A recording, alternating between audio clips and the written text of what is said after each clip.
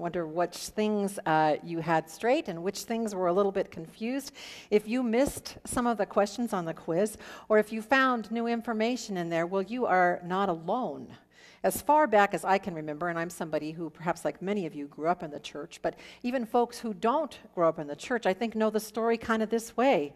Joseph puts Mary on a donkey and takes her to Bethlehem because of the census. And there's no place to stay in the inn, but the innkeeper does offer them a place in his stable.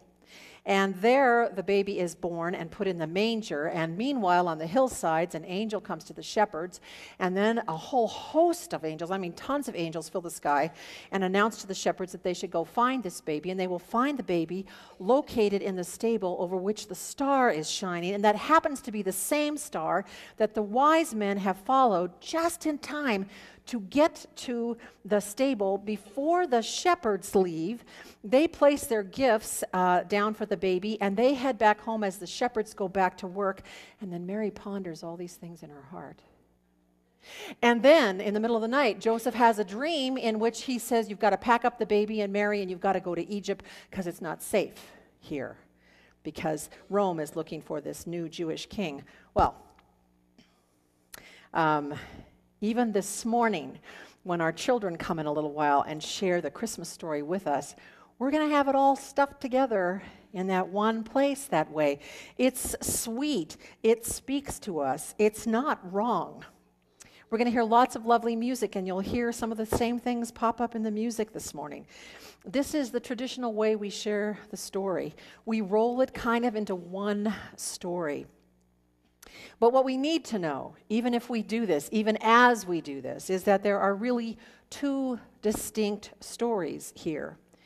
And if we always tell them together, we lose some of the power of each of them.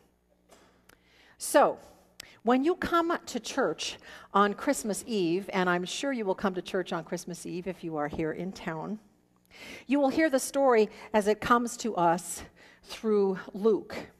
In Luke's gospel, there is nothing for Mary and Joseph to be afraid of. The shepherds come and they worship this baby after they hear the incredible news. When they show up this way, Mary realizes that all the things the angel Gabriel has said to her are true, and that this child is going to grow up to be this different kind of king who is going to make a difference in the lives of the poorest of the poor, people like those shepherds. They don't have to run anywhere. They don't hide anywhere. There's no threat to this child. And I hate to disagree with the video, there's no star anywhere in Luke's gospel. There are no wise men who do in fact follow a star in the other story.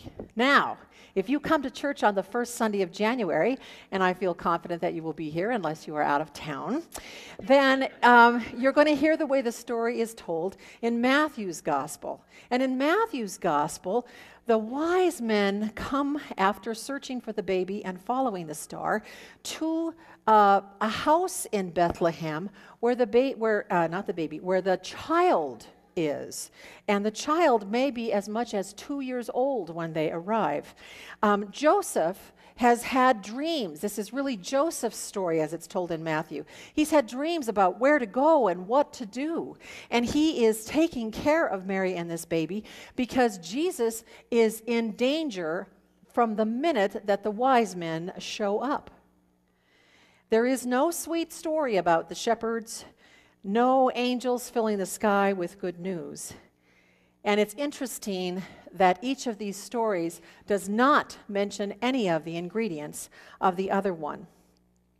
We put them together and we say, okay, this child with this lowly birth actually grows up to be this wonderful, incredible, threatening, dangerous person that would scare the powers of the world. Well, there's truth in that. But that's not what each of these Gospels is doing. One of the things that we have to understand here is that when we smush these two stories together, we don't have to acknowledge that the Bible is offering us two genuinely distinct and contradictory stories about Jesus if you read them as facts. These Gospels, Matthew and Luke, written at almost the same time, but they have very different and distinct stories to tell that we call Christmas stories.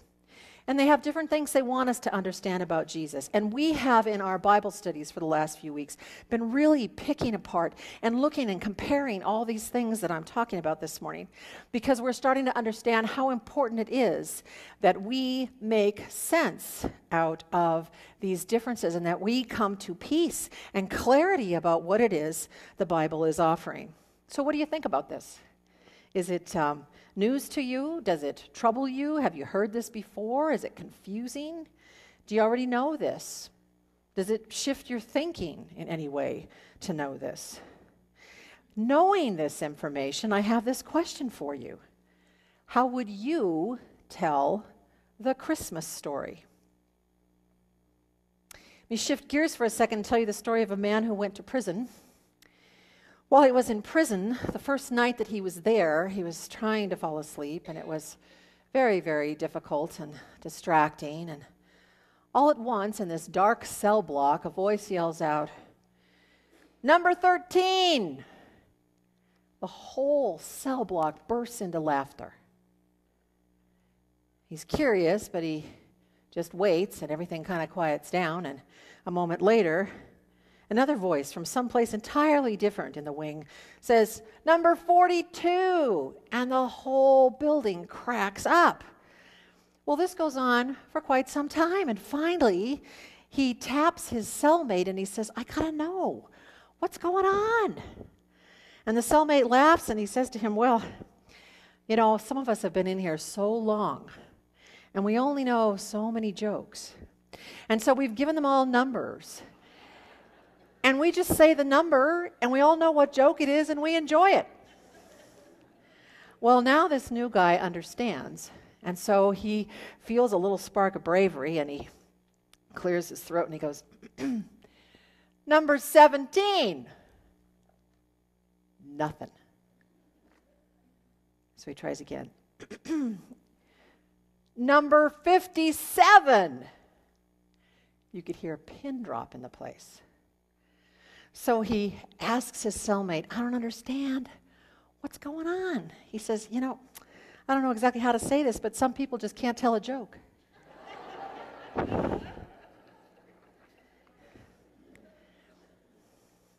I have been told recently not to give up my day job, too.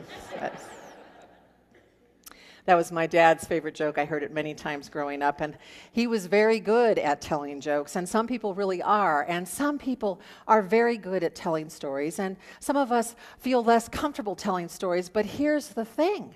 Jesus coming into the world, this is one of the big, big stories for people who are trying to follow Jesus. We need to understand the details and the particulars. We need to know. We need to study. You will understand that the rest of the world is in fact doing this very thing. Go ahead and look on the Discovery Channel or the History Channel or PBS or listen to public radio. There is some amazingly good programming out there with wonderful scholarship about Jesus' time and culture. There are things that show what it is that, how these scriptures speak to each other and how they are different from each other. The whole world is getting this information, and they are far less invested in what it means. These are our stories. We have a responsibility about that. So, how do you tell the Christmas story?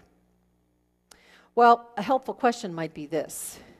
Where do you experience God in the story of Jesus coming into the world?